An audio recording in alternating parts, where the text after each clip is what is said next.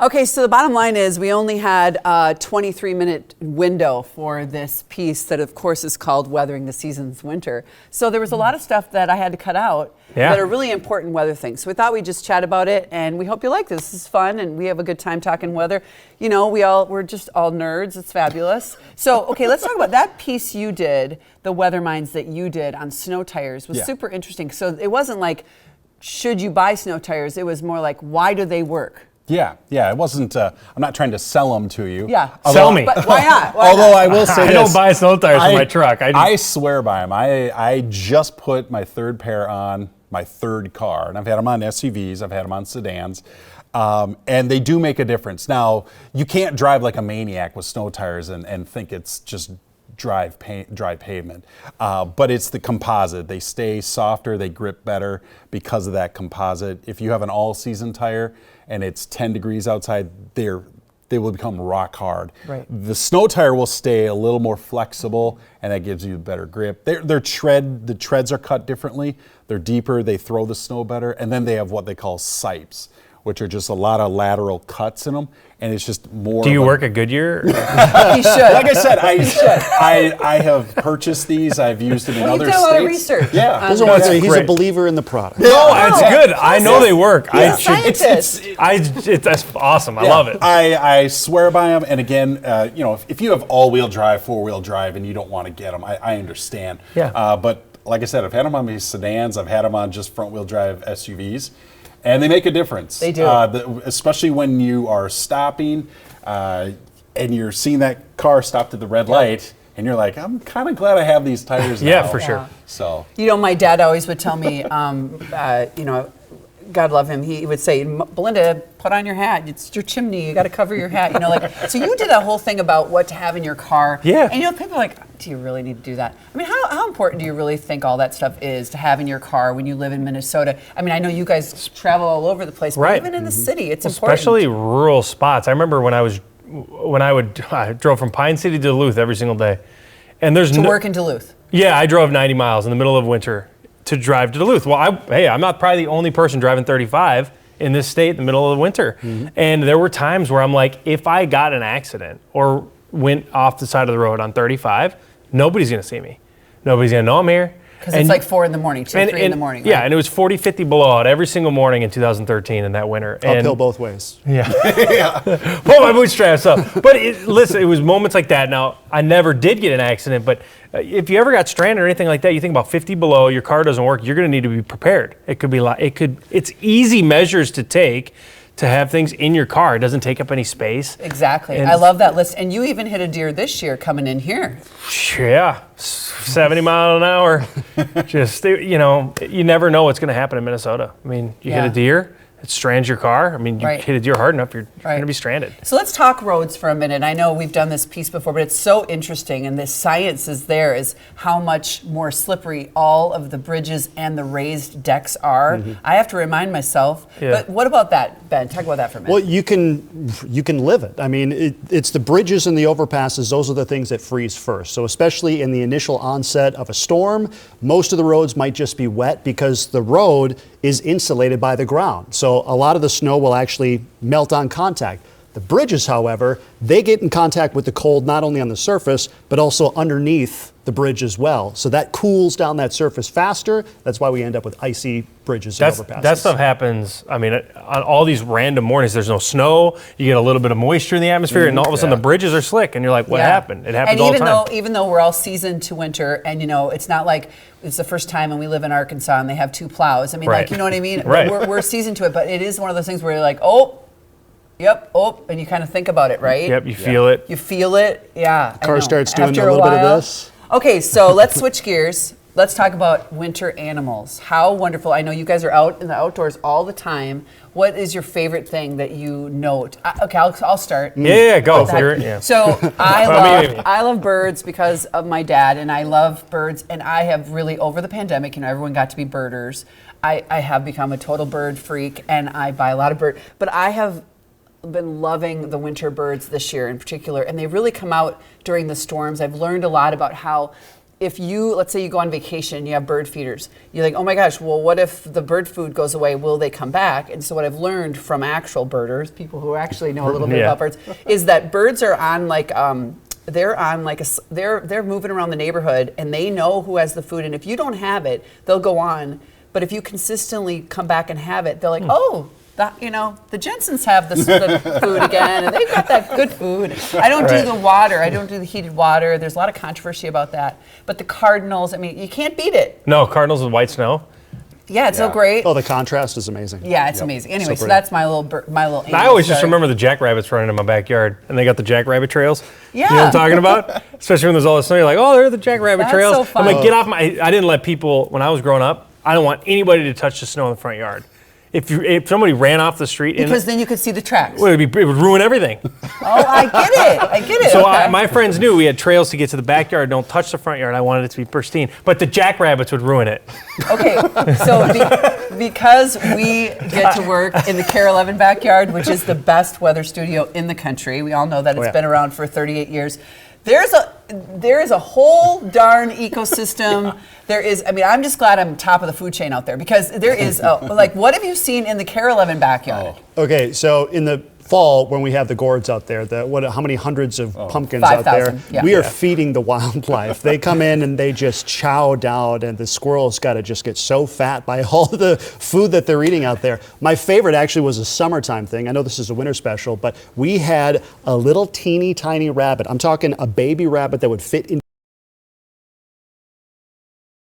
Official mascot out there. We saw him during our forecast. We'd have to watch our step. We'd have to like sneak around. The rabbit would come up to us. Really too friendly almost. Too friendly. But it was so cute. little, and it was the mama. We don't know where the mama went, and Run around. how about you've probably seen some crazy things. I have seen there was a possum right by the back door one night. Neighborhood cat, that one makes a regular visit.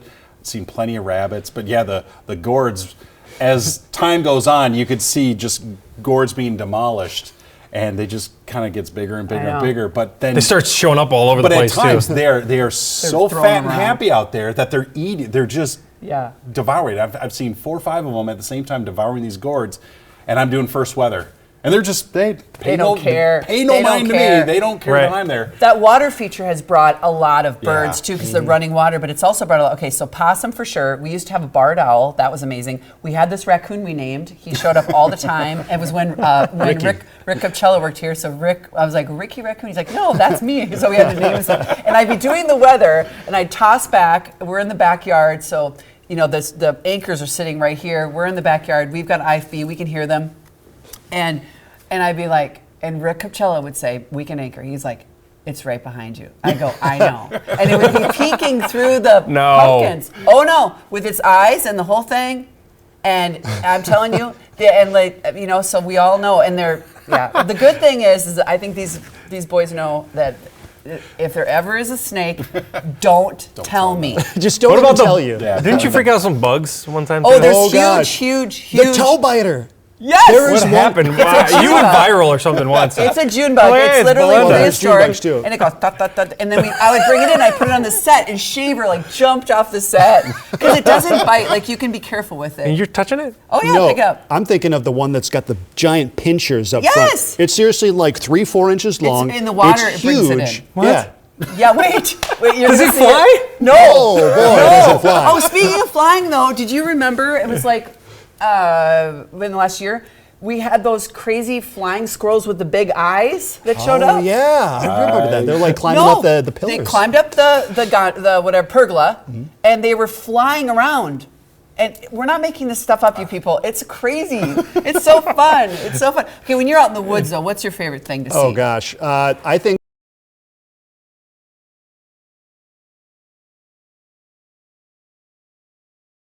And a lone wolf giving a howl in the middle of the Oh, my night, middle of goodness. winter. Yeah, it's it's quiet, it's cool. crisp, Oh, yeah. it's silent, and then you Have hear you that seen that? hauntingly beautiful sound of a wolf. Have you seen it? I've seen wolves in the heard background, 'em, but yeah. just hearing them I feel like is you're just like our hauntingly wolf beautiful. man. Well, you're a hunter Wolfman. too, so you've Right. seen a lot of things there too. Oh, absolutely. Yeah. Yeah. And sometimes it's fun just sitting in the woods and just being in nature. Right. And just hearing the sounds of Yeah. everything. Well, that's what our viewers It's- love. yeah. I mean, that they love Waking that. up and listening to basically the world's wake up. Wake up. in the morning. Yeah. It's beautiful. That's Isn't my- that wonderful? That's my favorite thing to do in the whole world is I find a little, get my boat, get out before the sun comes up, go into a back creek, and you can just, there's nobody there but you and on the lake, and you can just hear things on the shore, some deer coming to the water, catch a couple bass. You can do that with kids now? Like wake up and go to. No, I fish before my kids wake up. Ah, there you go. See, you're smart. 4 a.m. It's a smart You'd thing. be done Yeah. at 7:30. Yeah, two- Where was Daddy? Doesn't matter. Two parents of little kids who are talking about that. You know, I think what you're talking about, what we're all talking about, is the reason we became meteorologists. Because I think yeah. we all have just an absolute love and also just respect for what nature brings, what Mother Nature brings, how the weather is obviously a huge factor in all of our lives, in everyone's life, and in this part of the country, wow, the seasons, the animals, the outdoors, the things that happen. And winter is just one of those spectacular seasons that a lot of people just stay cooped up and read their books or whatever. But as we showed you in the special, Minnesotans, like, you live here, like, let's go. Everybody's got a crazy winter story as well. Like, is there anything that comes to mind? I think that as Minnesotans and being in the upper Midwest, we find ways to celebrate winter. Like you said, we're not cooped up. We're like, nope, if it's going to be here and it's going to be here for a while, I am going to find a way to really enjoy it. Whether we come up with like new and crazy sports to play. right. You know, leave Oh it to a my Minnesotan to gosh. come up with something new. Like, okay, Yeah. we'll find a way to just have a great time outside. Right. We played up a game called Ice Ball when we were kids. It was soccer on ice, but too many broken bones. Right. But that's what we did when we were 16. Yeah. That's what we did. I played Well, big- like the snowboarders Was the that soccer came ball a down in piece of St. ice? Paul from the cathedral. I mean, that we used to air it. I mean, that whole thing. The Winter Carnival became a thing because, Yeah. of course, a reporter on the East Coast said it was uninhabitable here, right? Yeah. Right. Right.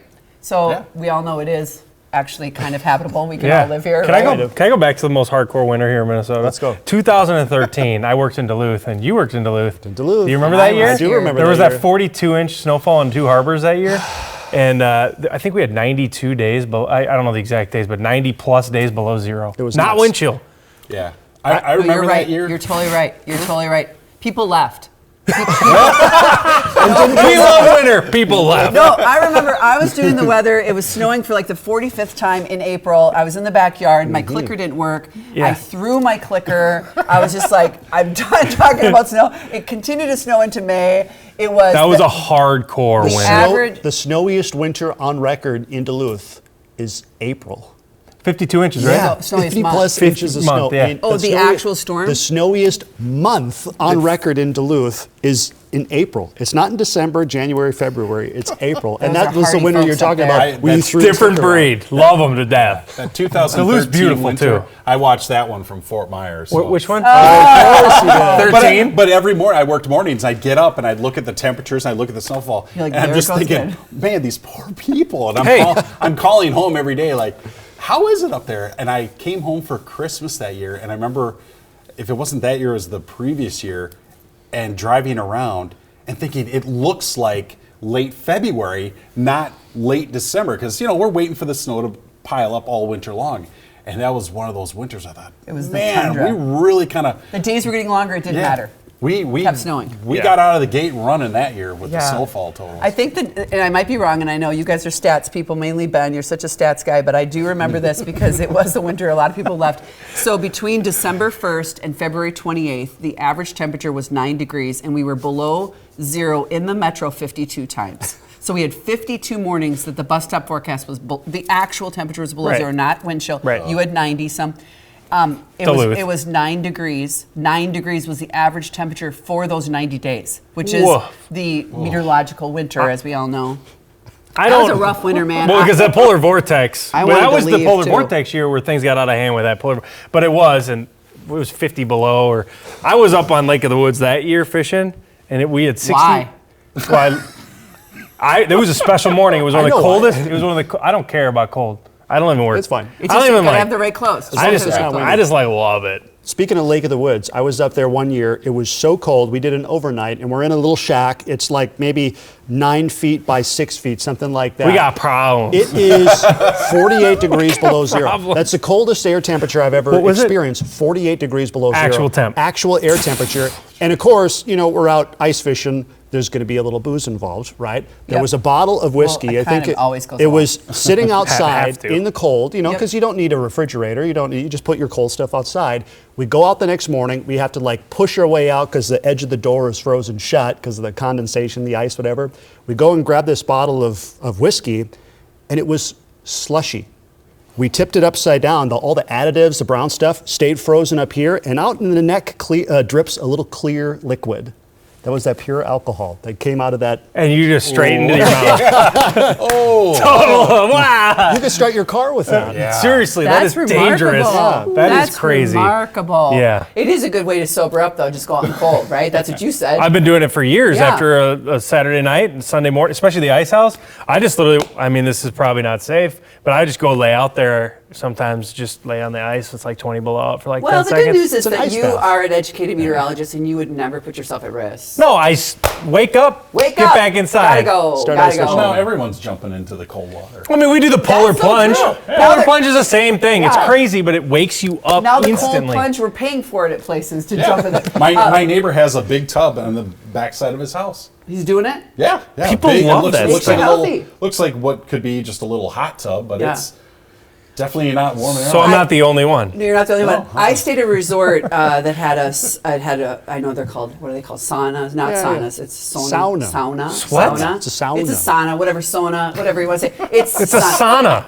Anyway, we took the water from Lake Superior, and it was winter, and I was with girlfriends, and it was just the coolest thing. I know a lot of Minnesotans love that. Oh, absolutely. They love to do that. Oh, I think the craziest thing I ever saw, being a ski race mom, Tanner had a race in Lutsen at Lutsen Mountain, and it was, the actual temperature was, well, they had to postpone the race to have it start a little later in the morning. So yeah, it was too cold. It was absolutely too cold. And so what they were doing, the ski racers, is they were putting tape on their face so that they would not have the frostbite. But then you had to take the tape off the kid's face. I mean, these are not little kids. I mean, it wasn't abuse. This is what was happening. I was just watching these people. quick, or do you do it? How to become a Minnesotan. I know, and I didn't put tape on Tanner's face, but the craziest thing is that it's so funny.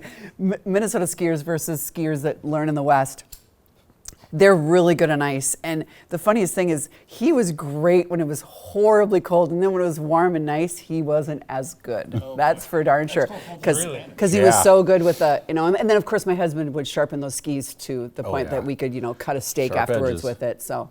Yeah, I mean those are the kind of things that winter brings in Minnesota. I but love if it. it gets like You see we get all excited. My husband skied too, and he said when he was a kid, this was at Copper Mountain, Colorado. He had black triangles from where the only spot that was exposed. Oh, yeah. So then it turns. It's All right. like you're whipping down that hill Yeah. and you're Yeah. getting the extra wind chill. If there's not a wind chill later on, it's going to be a sunburn, especially in the mountains. Right, Just right, so that- right. All right, kids, you're swimming. Let's wrap this extra fun stuff up that we're talking about with just what is your frustration when it comes to forecasting winter storms? And we have so many frustrations. I think I'll just start with, we all really work really, really hard on trying to, and as we talked about in the special, how we come up with our numbers. And of course, we realize that weather's not a perfect science, and it is the chaos theory, and we're going to move it around here and there. But we find ourselves in at least the right bucket, and we're just kind of moving around that bucket. And what I get really frustrated at, and I know you guys know this, is that there's a lot of other people in town, and there's other meteorologists, and then there's the national coverage, and then there's whatever coverage, and they're all over the place, and then we all get globbed together. Right. And then, well, you said it was going to be a foot, and I'm like, no, we never did. We're in the they category. I don't like the they. I'll be at the grocery store. Yeah. They're like they said, and you're they. Right, I know. So that's my frustration is that, and then, so I think we broke away from that a bit. I think people are so educated here, and they really do understand that there's going to be different forecasts from different places. And the Weather Service is about, they're a government agency, so they have a different set of criteria and rules. And at CARE, it's all about like, let's get the information out. Let's be as accurate as possible. Let's be as transparent as possible. If we're wrong, we're wrong. We're going to let you know, right? Yeah. No, I mean, I agree. I think that the hardest thing is portraying to the viewer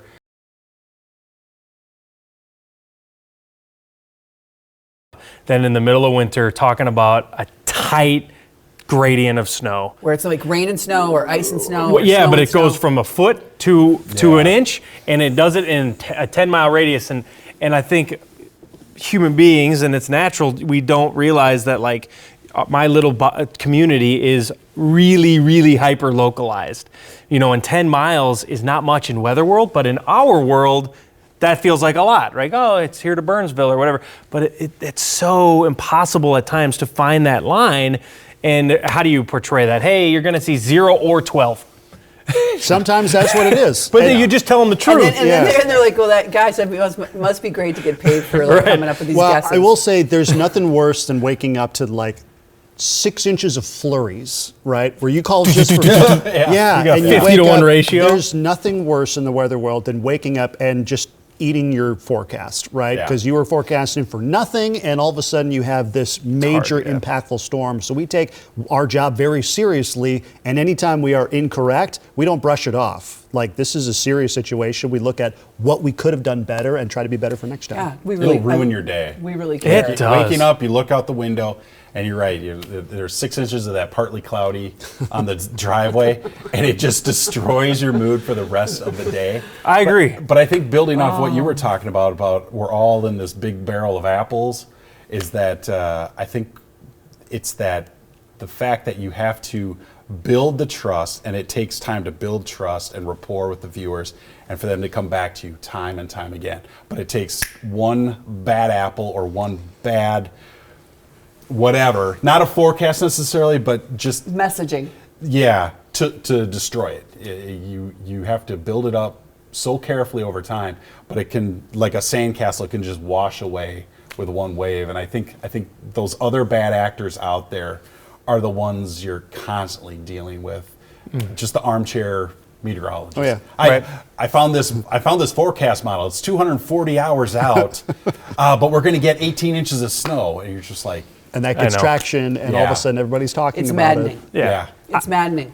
I would say the worst part of our job is the opposite of what everybody says. The worst part of our job is that you can be wrong and keep your job, because we take it so seriously that when it actually happens, it is like devastating because they care that much. I don't want to be wrong, but chaos theory, and it's part of the job is learning and humbling yourself and growing and trying to be better. And, sometimes it's You part don't of the bat deal. 1,000 in this profession. No. You do And not people, bat 1,000. and I think what's happened, I've been doing this a long time, and 35 years, and I think the immediate gratification of what people want is not possible in this science. But of course, we have to deliver what we can.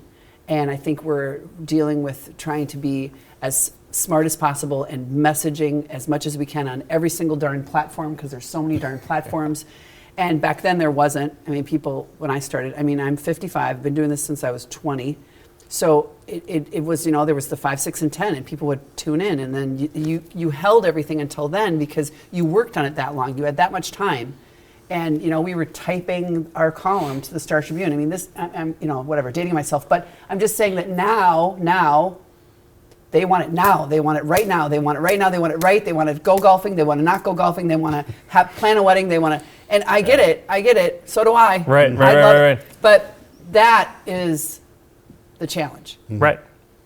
That is the challenge, right? It's impossible, but that's what allows us to keep our jobs and challenge ourselves and grow. Well, and that's why it's good that we work together, the four of us. It's really, really important. I've had other teams that have not worked like the four of us do. I really appreciate you guys, and I think that it's really important because, we all have different experiences in meteorology. We all have different schooling in meteorology. We all have different jobs that we've had. We've all dealt with different winters and different climates and different seasons.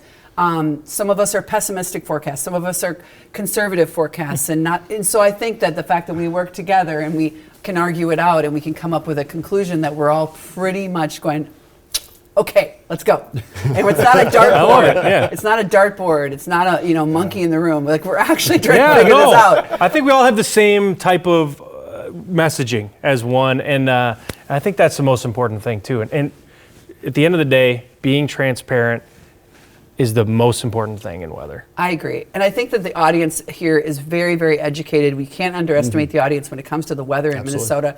And so I also think that, somebody that's putting out a 240-hour forecast for 12 inches, I would say that most people are like, what the? Right, hopefully. right. Anyway. Yeah. All right, anything else we want to talk about? Yeah, I could go for another couple hours. I could too, but guess what? I think it's snowing out, so we have some forecasting to do. That's true. All right. Well, again, we really appreciate you watching the special. We really appreciate you watching this little extra thing. We've had a lot of fun. We want to thank Carrie Clancy for right now, all the marketing folks that are putting this together for us. We appreciate it. All right. Enjoy the winter.